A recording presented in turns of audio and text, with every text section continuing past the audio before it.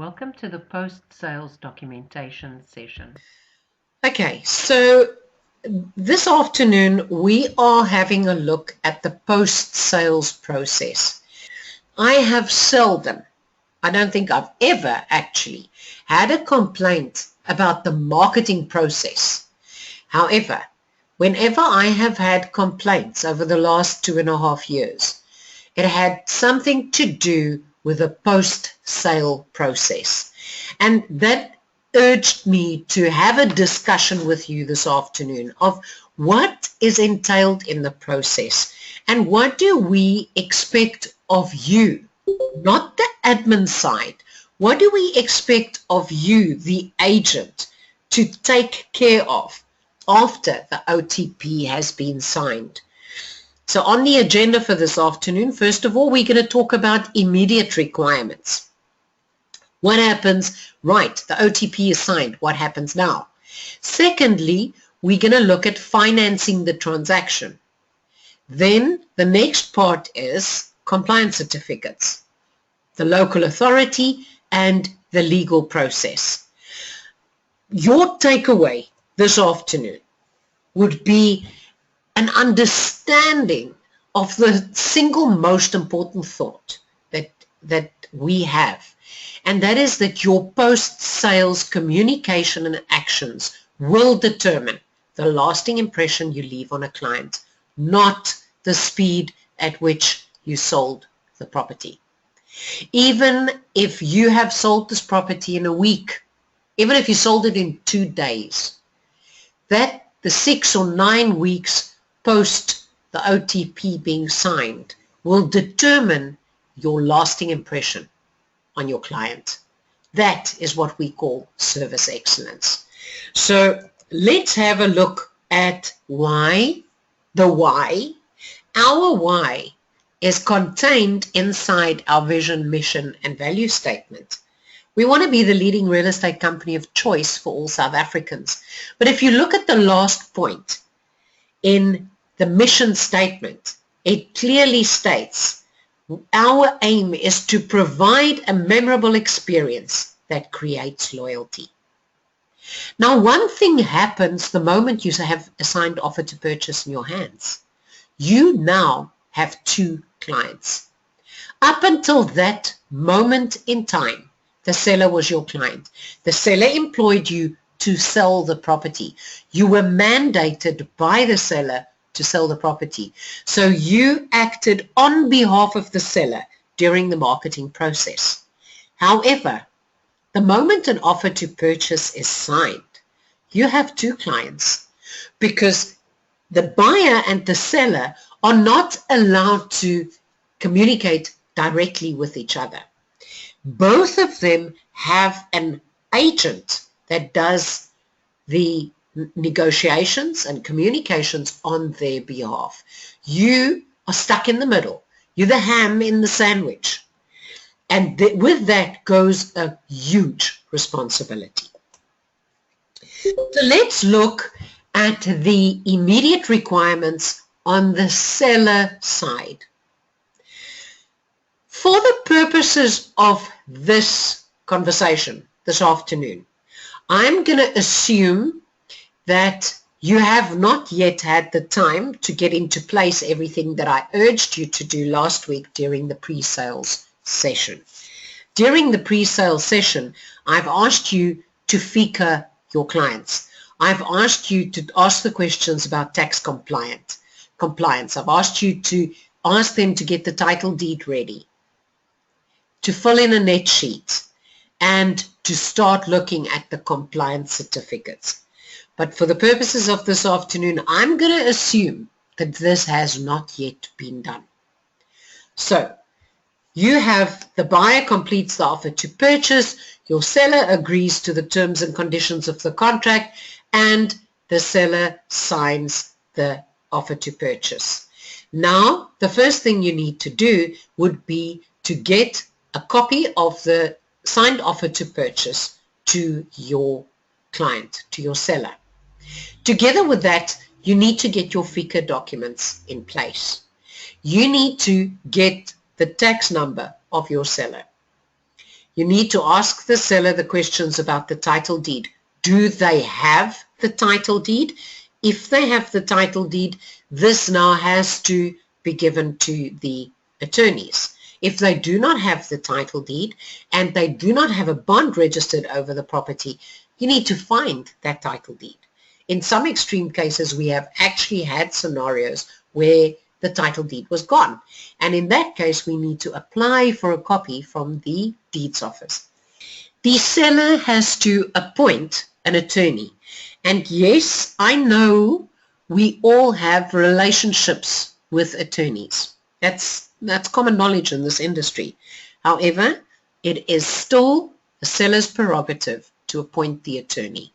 If the seller wants to use firm XYZ, you cannot stop the seller from using that attorney. You can suggest alternatives. You can suggest that they speak to the attorneys that you often use, but you cannot enforce it. Now is the time that you sit in front of your seller and say, Mr. Seller, we need to talk. We often have an OTP signed, and the immediate rush is, this is great, let's get the buyer started, let's get the buyer started on financing, let's get the buyer's property sold if it's a suspensive condition. The one thing we need to remember, your seller is in your hands as far as this process is concerned. If we do not communicate this process correctly, your seller will not know what the next step is. They will become despondent and they will become frustrated. So this is when you sit your seller down and say, Mr. Seller, we need to talk. We've spoken about the attorney, but please let me explain the bond cancellation process to you. You need to, if you haven't yet given notice to your bondholder, the day we started marketing the property, you need to do that today. Failing that, there will be a bond cancellation penalty because the banks insist on us giving a 90-day notice. The next thing we need to do, we need to sit with the seller and work out the seller net sheet with them. Explain to them, and I'll get to the documents as soon as we've worked through the whole process. Explain to the seller how it works and leave them with a copy, preferably electronically. Leave them with a copy so that they can do the calculations themselves if there are certain items that they don't want you to know about. They might be behind on a bond or something like that, but it's important that you give them this tool. Then you need to explain the process to them. You need to explain to them who the role players are. You need to explain to them that his bondholder has a role to play. There's the transferring attorney, but there might be a third attorney or a second and a third attorney involved because the buyer's bank might appoint a different attorney from the transferring attorney. I have seen situations where there were 4 attorneys involved in the process because if your buyer has to get a bond plus sell their current property, the transferring attorney of the second sale will be involved in this whole chain reaction as well. Now is the time, ladies and gentlemen, to explain this to your seller, not 5 weeks down the line when they are already counting their cash in the back of their minds. It's important to discuss it with them now. Now is the time to discuss with them possible items that could drag out the transfer process. If you can see something coming, please tell the seller. And then lastly, if you've explained the process, please remember they need copies of the OTP and the disclosure document.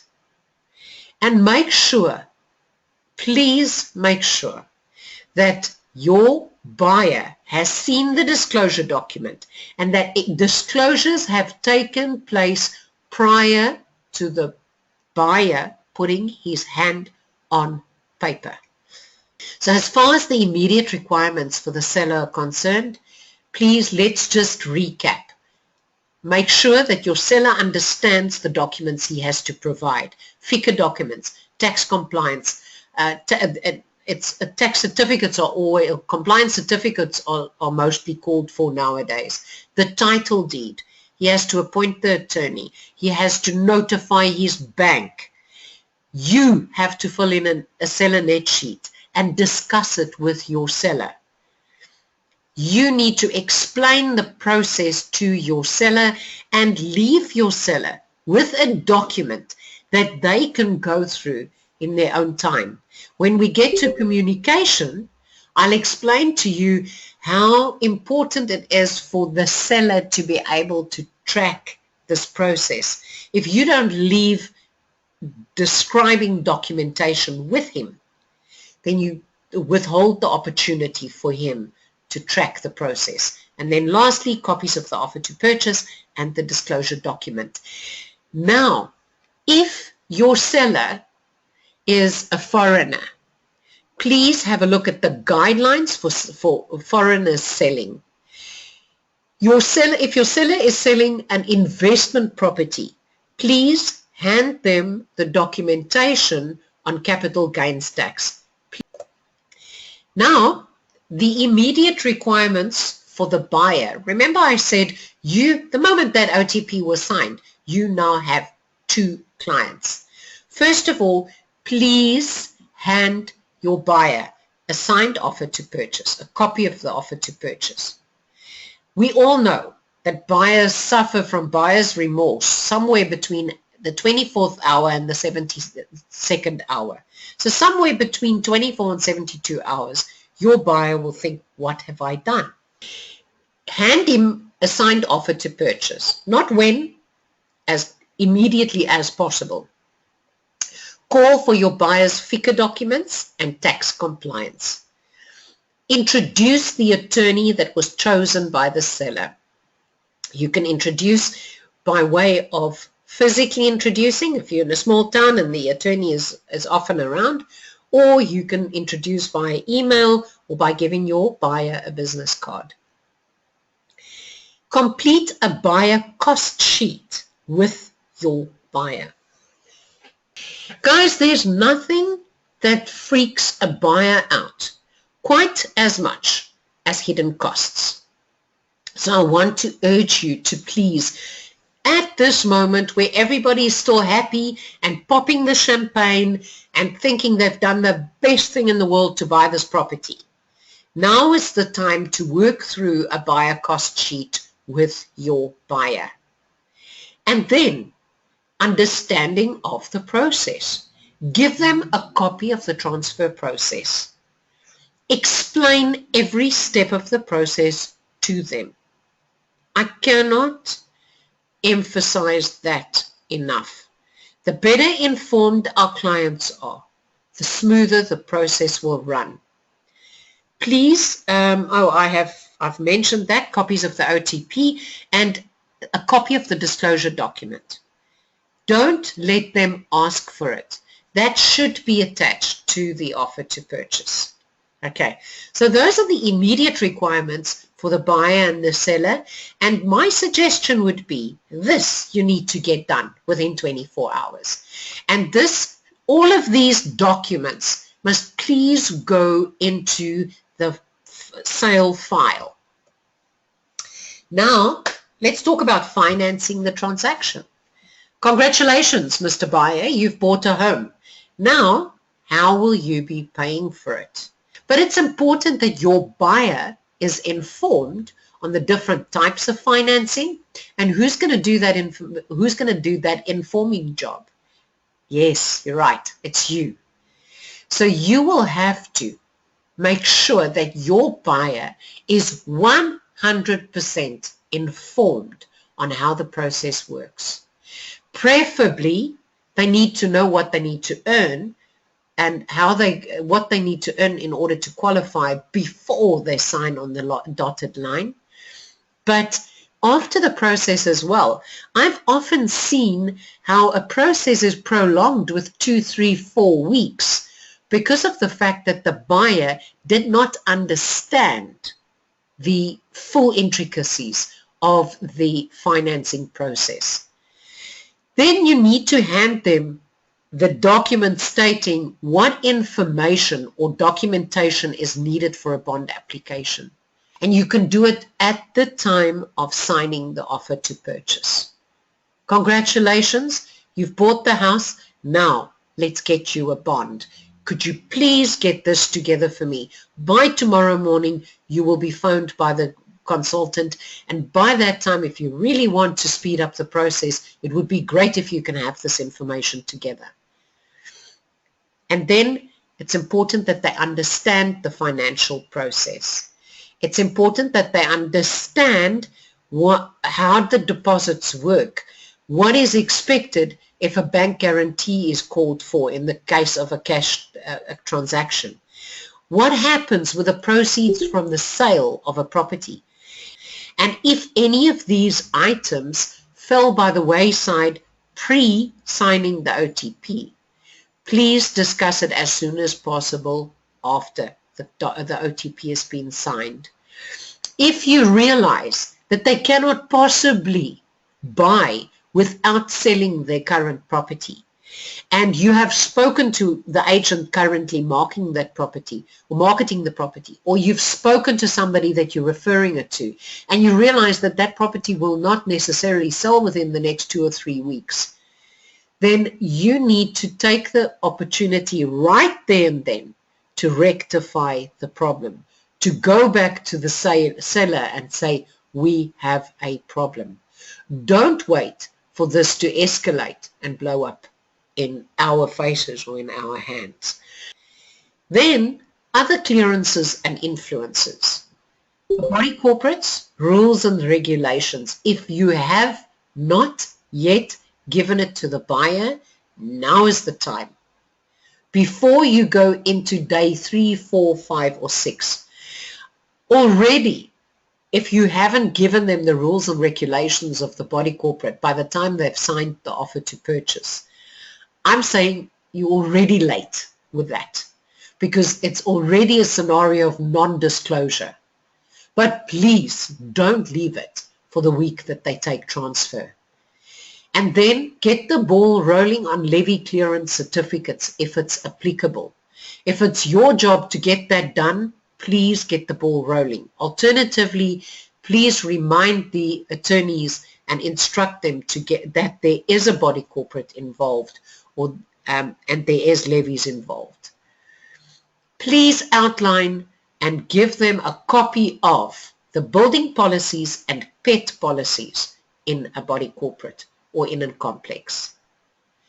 Notify the body corporate of a pending change of ownership.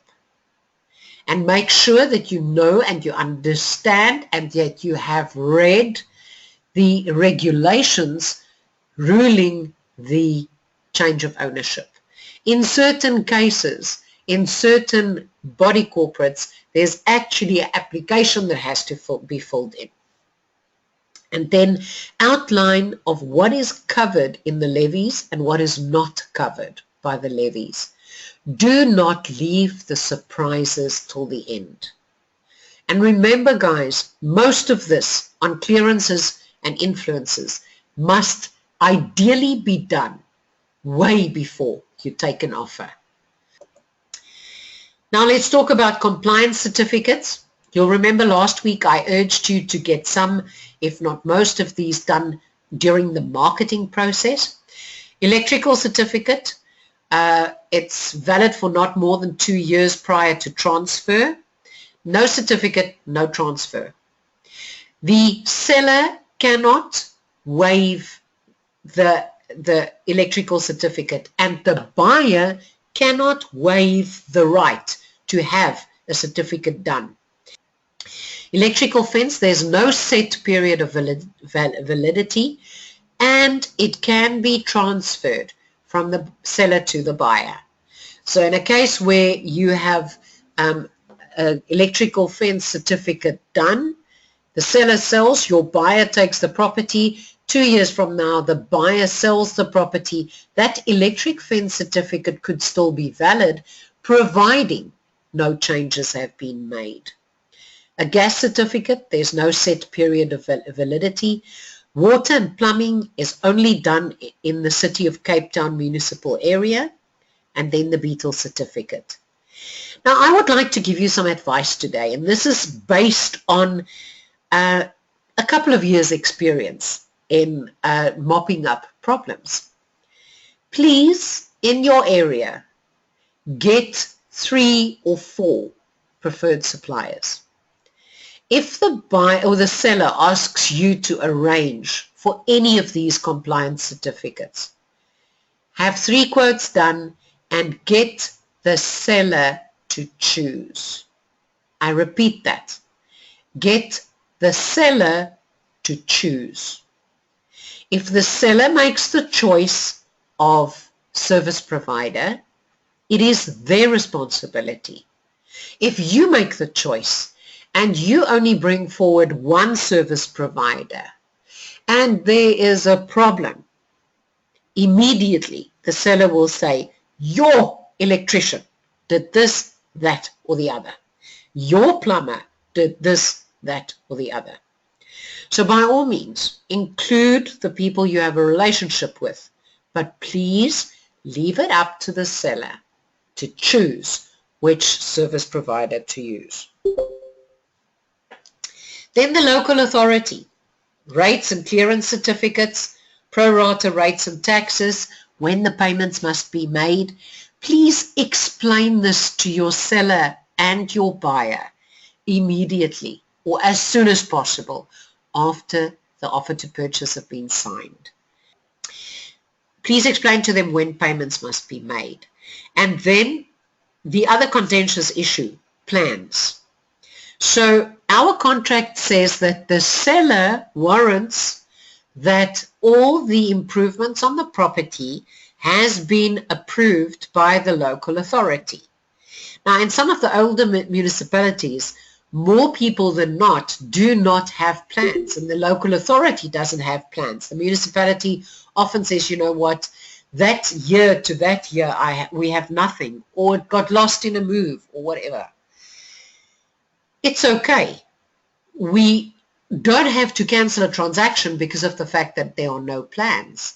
However, if there are no plans, you need to disclose this. So it's part of the questions you ask prior to selling a property. Do you have a set of plans? Simple. It's either yes or no. And if it's no, encourage them to get one from the local authority. And yes, I know, they're most probably going to ask you to get one from the local authority. What I would then do, I would call the municipality and say, this is IRF number 647. Could you please check if you have a set of plans available? If the municipality says yes, you can make a note and say, according to the municipality, on this date, there are a set of plans available. If not, you need to disclose it to your buyer. And then a nice to have, guys. When you start building up a file on the property and you are communicating with your buyer and your seller after the sale, you know what I would find extremely helpful if I was in a position to buy the property now? I would like to see what was the average water and electricity usage over the last 6 months. Now that I've bought the property and I know what my bond repayment's going to be, obviously it would be absolutely awesome if I can start budgeting according to my new property and not my old property. So this is just a little helpful hint how you can help the buyer settle in. The legal process. There are 3 main role players in the legal process.